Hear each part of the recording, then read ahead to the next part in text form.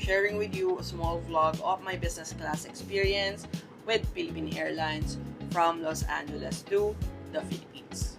So due to personal reasons, I had to fly home urgently, as in same-day rebooking.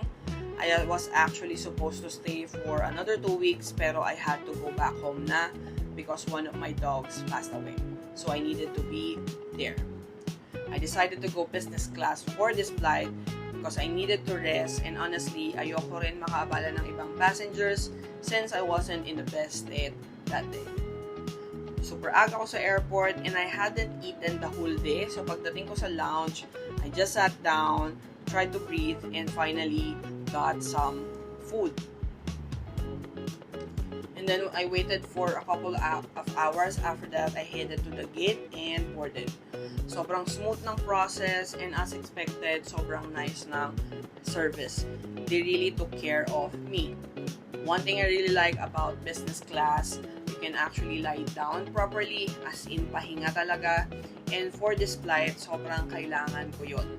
This was a 15-hour direct flight, so malaking factor talaga yung comfort.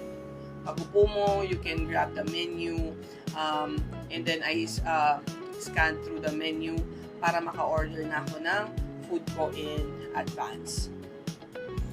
Shout out kay ate na nag-assist sa akin the whole flight.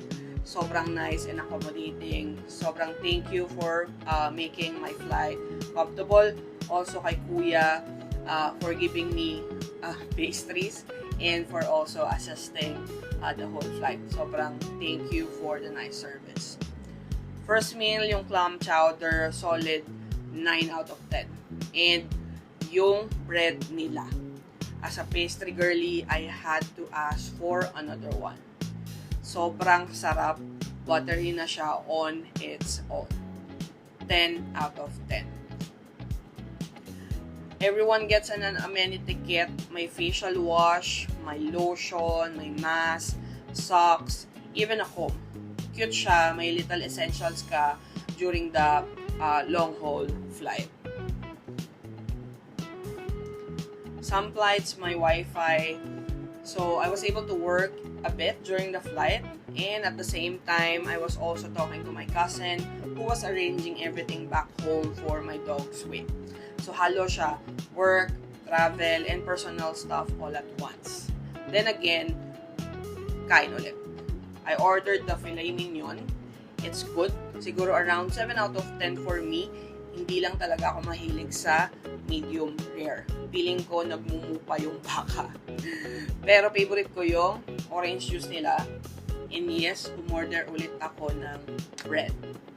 May part na medyo malakas yung turbulence, so hawak ko yung drinks ko.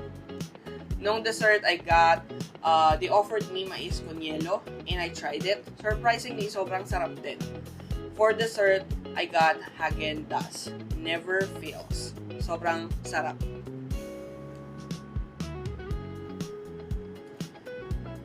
In between all of that, I was able to sleep properly, which honestly helped a lot.